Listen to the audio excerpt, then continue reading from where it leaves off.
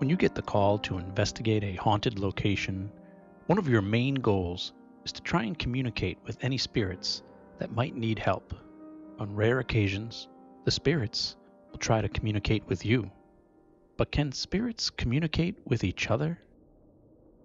When one of them is a little girl and she's afraid of a dark presence, it makes your job as a paranormal investigator a little bit more stressful. I'm Tom Stewart, and this is My Paranormal Story.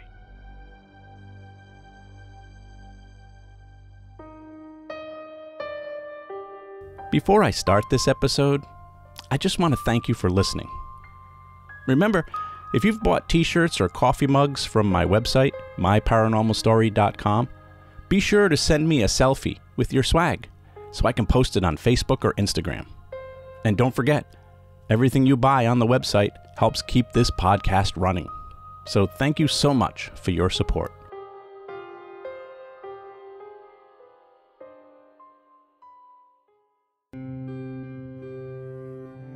During my time as a paranormal investigator with Rise Up Paranormal, I had the extreme pleasure of being able to investigate some of the most historical locations in Rhode Island and throughout New England.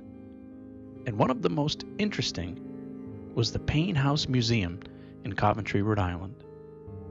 When the Historical Society reached out to Rise Up Paranormal to do an investigation, we were both excited and intrigued.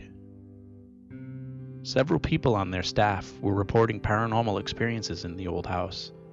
Everything from footsteps and voices to shadows and full-on apparitions. They explained that quite often volunteers and guests would report seeing or hearing a little girl walking in the halls. But she wasn't alone. For several years now, Rise Up Paranormal has developed a relationship with both the Historical Society and the volunteers at Paine House Museum, as well as with the spirits who reside there. We've been fortunate enough to be able to investigate the historic building dozens and dozens of times. In fact, Rise Up Paranormal still hosts public investigations and events there throughout the summer, and never once has the old building let us down. I can honestly say that every time I visit Paine House, something will leave me scratching my head. The Paine House, which is now a museum, has had many different identities and physical forms over the years. It's believed to have been built in the late 1600s by Samuel Bennett, a local sawmill owner, and over the years, it changed hands and at times was used as an inn, a tavern, and a family home. It was in the 1800s that the Paine family inherited the building, which by now had been expanded and remodeled. And in 1953, the home was given to the Western Rhode Island Civic Historical Society, who to this day maintain and care for the home. When you visit Paine House, you'll find that most of the rooms look as if they would have centuries ago. Living rooms, dining rooms, and bedrooms still have furniture, many of the items antiques or even original to the house itself. The ceilings are low and the doorways are small, making it seem like a life-size dollhouse to those who stand 6 foot or taller. The house is 3 stories tall, with a basement sublevel made of stone, which is the area we would usually set up our command base during investigations. The basement also had several rooms and a lot of history. It's believed that the basement was used as a tavern for many years and then as a speakeasy during the Prohibition of the 1900s.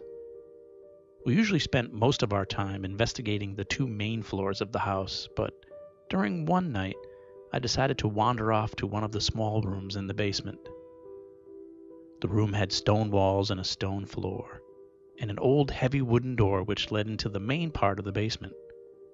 Inside the room was another old door that led to the outside of the house, and a small wooden staircase that led up to a trap door in the floor of the kitchen above. I imagined this room to be where they stored and accessed the liquor when it was a speakeasy. I placed my audio recorder on one of the old wooden barrels that still adorned the room and conducted an EVP session.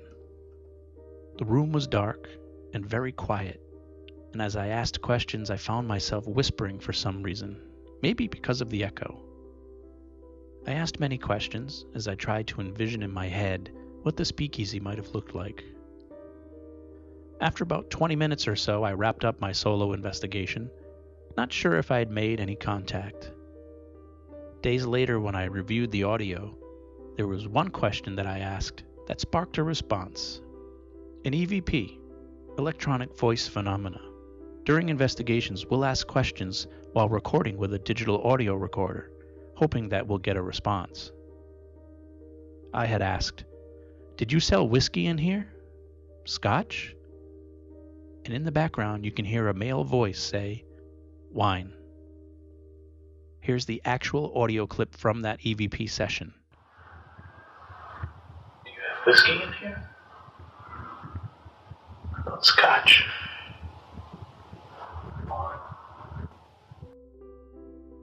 It's not uncommon to hear many different voices in Paine House when you're reviewing EVPs, but one of the most common voices is of a little girl that we believe to be named Sarah. She has a sweet and innocent voice that you're going to hear later in this episode. Quite often we would find Sarah trying to communicate with us. On many different investigations, days and months apart, we would get responses from Sarah. But what worried us most about the Paine House was that along with Sarah, several people felt that there was a dark presence living there as well. And we would sometimes record EVPs of what sounded like an angry old man. For some reason, it was believed that this dark presence spent most of its time on the third floor, an attic area not open to the public, and one most of the staff dreads going to. So one night, myself and another investigator decided to head up there to see what we could experience firsthand. We got to the top of the stairs, and it felt like we were a mile away from everyone else in the house. There was a small hallway at the top of the stairs that connected to two small rooms. The smallest room had lots of stuff stored in it, boxes, old furniture, filled to the point that there was no room for us. But the other room was mostly empty aside from a few old chairs and a few boxes. And off of that room was a small opening to a crawl space that we were warned not to go into, mainly because there was no flooring inside and there was a risk of falling through or getting hurt. We heeded the warnings and stayed out, but for some reason, that was where my attention kept turning.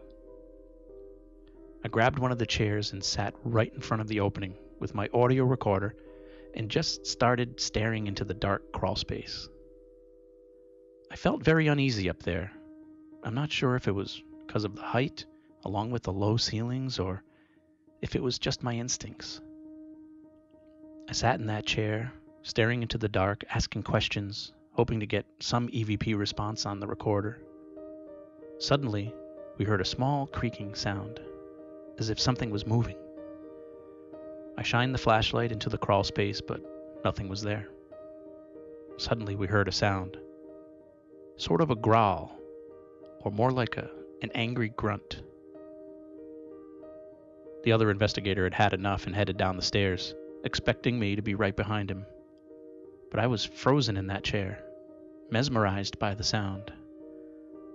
So I continued to ask questions, listening for more sounds, and shining my flashlight into the darkness.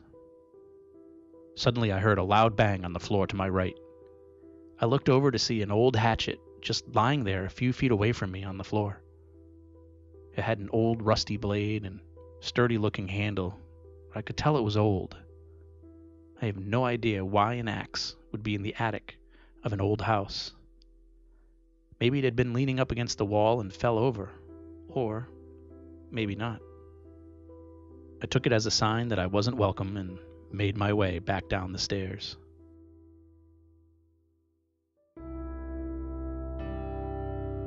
Most of our time at Paine House was spent trying to communicate with Sarah.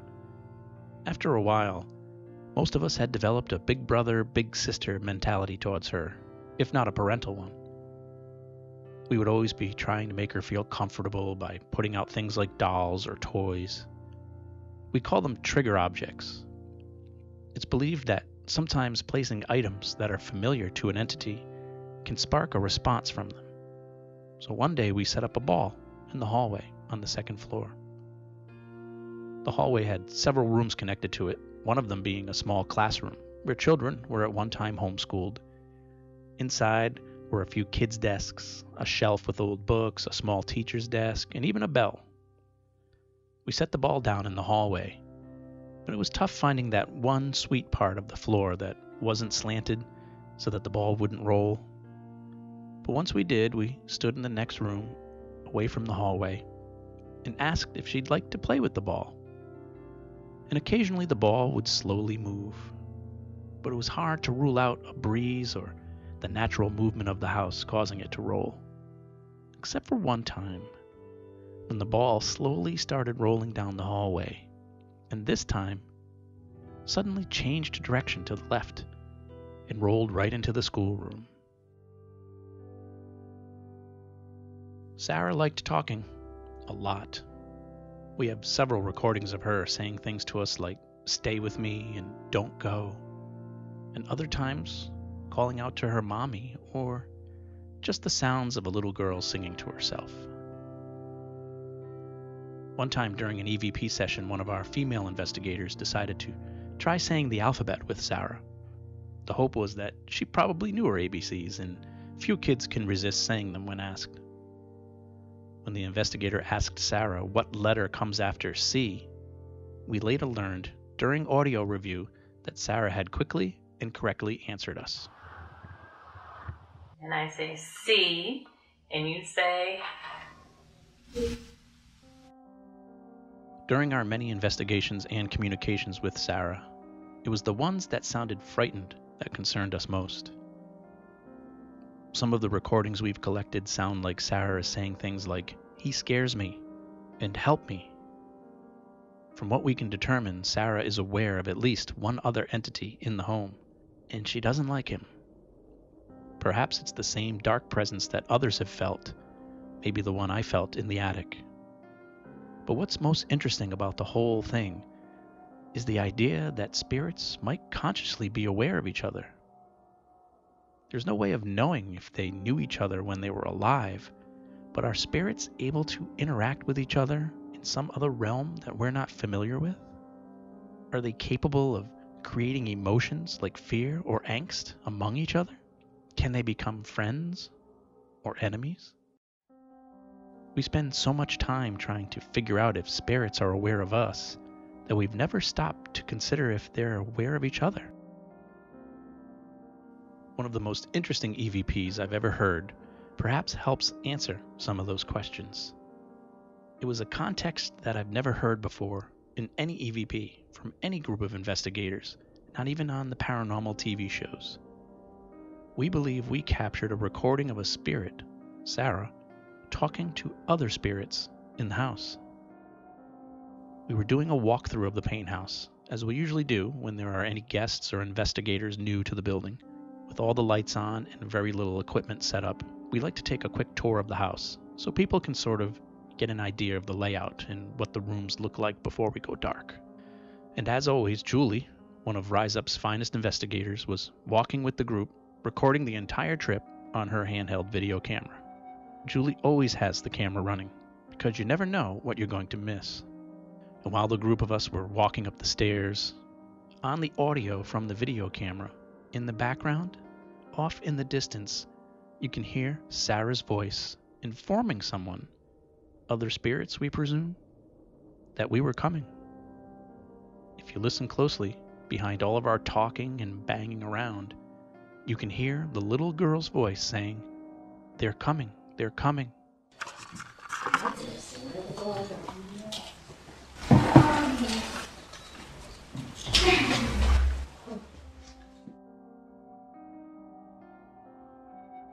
Now the question remains, who was Sarah talking to? And were they happy about us being there?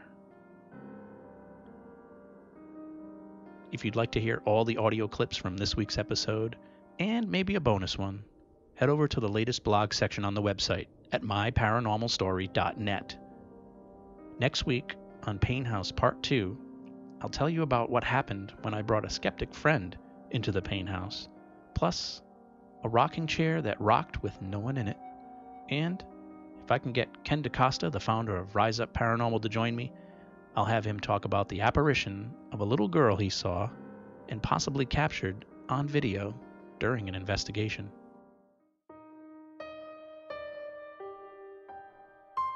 My Paranormal Story is written, produced, and narrated by me, Tom Stewart. Music from this episode courtesy of Kevin MacLeod at Incompetech.com.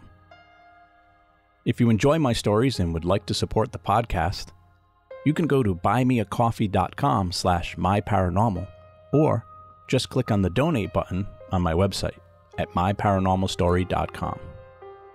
I also have t-shirts and coffee mugs for sale. Unfortunately, podcasts cost money and your support helps me keep this podcast running. So thank you for your support. Please don't forget to subscribe so you'll know when I've added new episodes, and feel free to follow me on Facebook and Instagram. Just search for My Paranormal Story. If you have a podcast and you'd like to have me as a guest, or if you would like to ask me a question or tell me your paranormal story, you can email me at myparanormalstorypodcast@gmail.com. Thanks for listening. I'm Tom Stewart, and this is My Paranormal Story.